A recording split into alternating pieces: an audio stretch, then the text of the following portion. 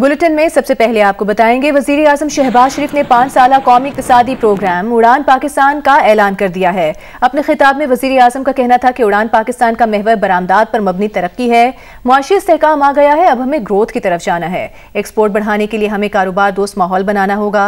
वजीर आजम ने कहा कि रोने धोने का कोई फायदा नहीं, हमें माजी से सबक सीखकर आगे बढ़ना है। वज़ीर आज़म ने कहा कि पॉलिसी रेट को मजीद कम होना चाहिए, उनका बस चले तो टैक्सों को कम करें ताकि टैक्स चोरी ना हो। वज़ीर आज़म ने कहा कि हमें अहदाफ के हुसूल के लिए सियासी हम आहंगी चाहिए।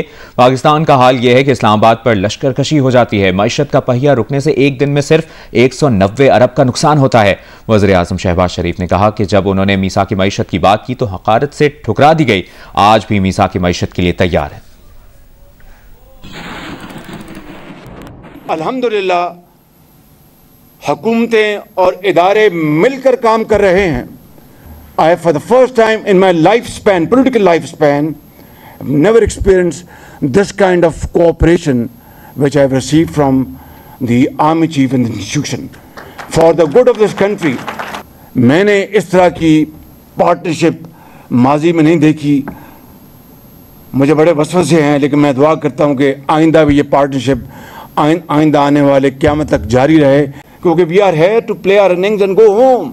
मईशत की तरक्की जुड़ी हुई है सियासी इस्तेहकाम के साथ, और सियासी इस्तेहकाम जुड़ा हुआ है माशी तरक्की के साथ, लाज़िम मलज़ूम है। और चार्टर ऑफ इकॉनमी इसी खातिब ने पार्लियामेंट के फ्लोर पे पहली मरतबा जब कहा तो पाया हक़ारत के साथ मेरे इस ऑफ़र को ठुकराया गया। फिर मैंने दोबारा उसको किया, तो आज भी हम चार्टर ऑफ इकॉनमी के ऊपर पूरी तरह यकसू हैं। अगर चार्टर ऑफ इकॉनमी के लिए हम बैठ जाएं तो यकीन करें कि हमारे आधे मसाइल वहीं ख़त्म हो जाएंगे। इसलिए मैं समझता हूं कि मुल्क के अंदर एक तहम्मुल, बर्दाश्त, हामनी की इंतहाई ज़रूरत है, और इसी वजह से इंशाअल्लाह हम कामयाबी हासिल करेंगे। ब्रेक के बाद आपको बताएं, जिला कुरम में क़याम अमन के लिए कोहाट में ग्रैंड अमन जिरगे की आज नशिस्त बर्खास्त हो गई। जिरगा कल होने का इम्कान है। ज़राए का कहना है कि अमन मुआहदे पर एक फरीक पहले ही दस्तखत कर चुका है, दूसरे फरीक के दस्तखत के बाद मुमकिना तौर पर आज मुआहदे को हतमी शक्ल दी जानी थी। जिरगा मेंबर का कहना है कि बुध तक का वक्त मांगा था, जिरगा आज ही तलब कर लिया गया। हाजी मलिक सवाब खान का कहना है कि जिरगा जल्द किसी नतीजे पर पहुंच जाएगा। हुकूमत ने जिरगे के लिए बुध का दिन मुकर्रर किया था। दोनों फरीकैन मोर्चे खाली मिसमार करने पर राजी हैं। एक फरीक को अफगान बॉर्डर से तालिबान के हमलों का खदशा है। मामला जल्द तय पाने और सड़कें खोलने की कोशिश कर रहे हैं।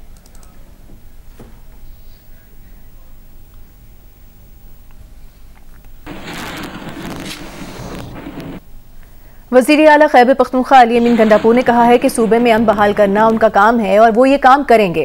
पेशावर में मीडिया से गुफ्तगू करते हुए अली अमीन गंडापुर ने कहा कि कुरम का अमन का मसला 50 सालों से है, कुरम का मसला हल के करीब है और वो ही इसको हल करेंगे।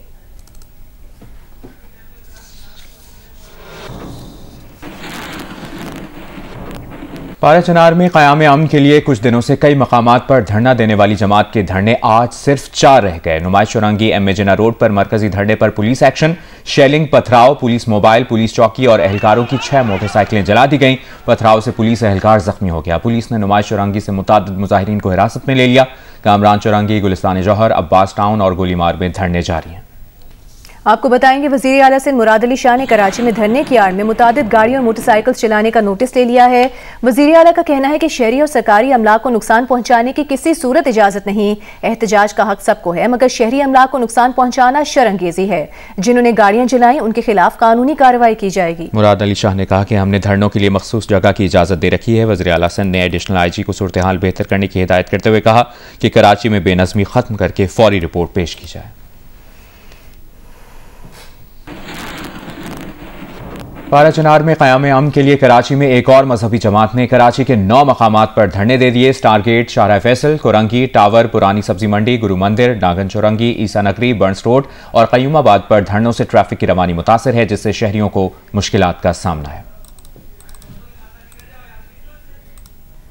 ब्रेक के बाद आपको बताएंगे, नेपरा ने पावर सेक्टर की स्टेट ऑफ इंडस्ट्री रिपोर्ट 2024 जारी कर दी है। माली साल 2023-24 में बिजली कंपनीज नुकसानात कम और वसूलियां बढ़ाने में नाकाम रहीं। इसकी तफसील जानते हैं सैफुर रहमान से। जी सैफ, बताइए।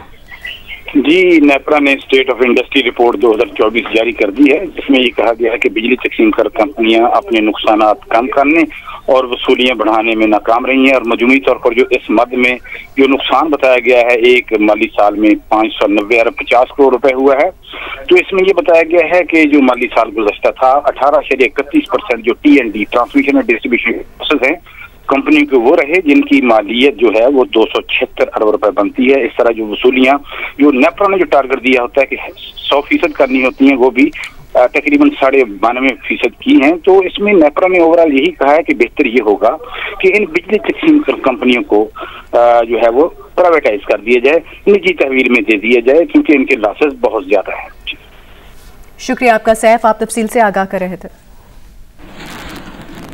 अभी आपको बताएं, कराची में मजहबी जमातों के धरनों और एहतजाज के बायस ट्रैफिक की रवानी शदीद मुतासिर है। धरनों की वजह से सड़कों पर गाड़ियों की तवील कतारें लग गई हैं, जिससे शहरियों को शदीद मुश्किलात का सामना है। इस बारे में बात करेंगे नुमाइंदा जियो न्यूज़ राहिल सलमान से। राहिल, बताइएगा क्या इस वक्त सड़कों पर सूरत हाल है और शहरियों का क्या कहना है? जी देखिए, इस वक्त जो है मुख्तलिफ जमातों की जानिब से धरनों का सिलसिला जारी है और ये धरने भी जो है शहर की मरकजी शाहराहों पर देते हैं, जिनमें शहर फैसल शामिल है, उसके अलावा औरंगी टाउन है, फिर उसके बाद अब्बास टाउन है और दीगर मकामात हैं। तो यहाँ पर इस वक्त सूरत हाल है कि शाम के वक्त रश वैसे ही ट्रैफिक का दबाव होता है और इस वक्त भी जो है वो ट्रैफिक की रवानी शदीद मुतासिर है। शहर फैसल तो खुसूसी तौर पे जो है वो बिल्कुल गाड़ी में कतारें लगी हुई है, ट्रैफिक पुलिस एहलकार मौजूद है। हमारी बात हुई DIG ट्रैफिक से तो ये बताते हैं कि ट्रैफिक पुलिस की नफरी सड़कों पर मौजूद है, लेकिन इस वक्त जो है वो सड़कों पर ट्रैफिक का प्रेशर बहुत ज्यादा है। एहतजाज की वजह से रूट एक ही ट्रैक जरूर खोला गया है, लेकिन वो एक ट्रैक जो है वो शाम के औकात में वैसे ही नाकाफी होता है और एक ट्रैक खुलने की सिर्फ एक ट्रैक होने की वजह से जो है वो मजीद मुश्किलात में इजाफा हो रहा है। इस वक्त जो मुतासर ट्रैफिक बताते हैं कि नफरी मौजूद है, ऑल्टरनेट रूट्स दिए जा रहे हैं, लेकिन उसको कंट्रोल करने में अभी भी जो है मजीद थोड़ा वक्त दरकार है। जी बहुत शुक्रिया आपका राहिल सलमान।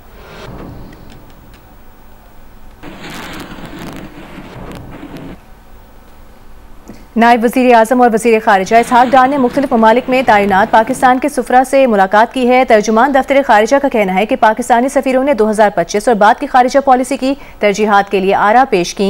वज़ीर ख़ारिजा ने दो तरफ़ा और कसीरुल जहती पहलुओं में मुतहरिक ख़ारिजा पॉलिसी का विजन शेयर किया। वज़ीर ख़ारिजा ने पाकिस्तान के दुनिया भर के ममालिक के साथ ताल्लुकात मजबूत करने के आज़म को उजागर किया।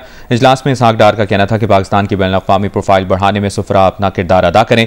पाकिस्तान की बैनुल-अक़वामी शराकतदारियों को तरक्की देने में सुफरा अपना किरदार अदा करें।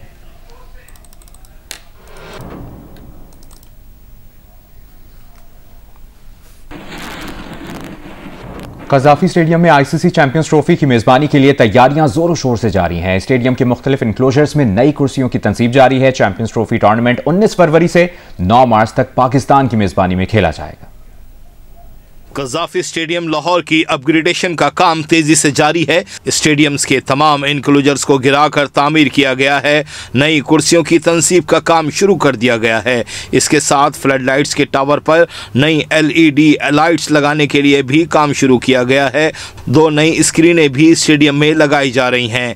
स्टेडियम की अपग्रेडेशन फिनिशिंग के मरहले में दाखिल हो चुकी। चैंपियंस ट्रॉफी टूर्नामेंट 19 फरवरी से 9 मार्च तक पाकिस्तान की मेजबानी में खेला जाएगा।